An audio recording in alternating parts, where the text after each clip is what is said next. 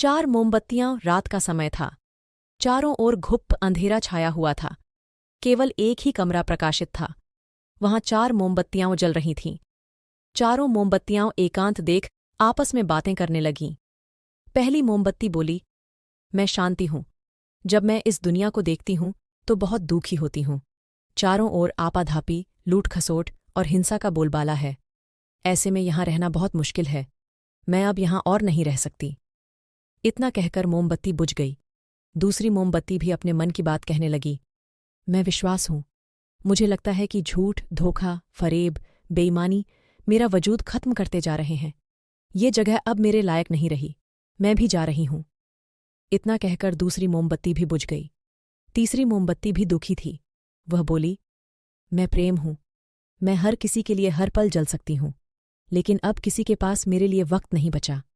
स्वार्थ और नफरत का भाव मेरा स्थान लेता जा रहा है। लोगों के मन में अपनों के प्रति भी प्रेम भावना नहीं बची। अब ये सहना मेरे बस की बात नहीं। मेरे लिए जाना ही ठीक होगा। कहकर तीसरी मोमबत्ती भी बुझ गई। तीसरी बत्ती बुझी ही थी कि कमरे में एक बालक ने प्रवेश किया। मोमबत्तियों को बुझा हुआ देख उसे बहुत दुख हुआ। उसकी आंखों से आंसू बहने लगे।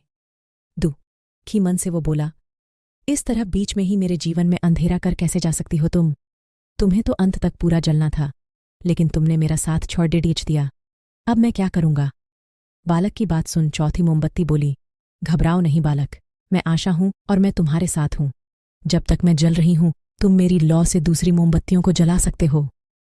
चौथी मोमबत्ती की बात सुनकर बालक का ढाढ़स बंध गया। उसने आशा के साथ शांति, विश्वास और प्रेम को पुनः प्रकाशित कर लिया। सीख, जीवन में समय एक सा नहीं रहता। कभी उजाला रहता है तो कभी अंधेरा।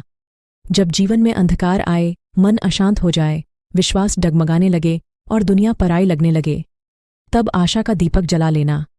जब तक आशा का दीपक जलता रहेगा, जीवन में कभी अंधेरा नहीं हो सकता। आशा के बल पर जीवन में सब कुछ पाया जा सकता है। इसलिए आशा का साथ कभी न छोड़।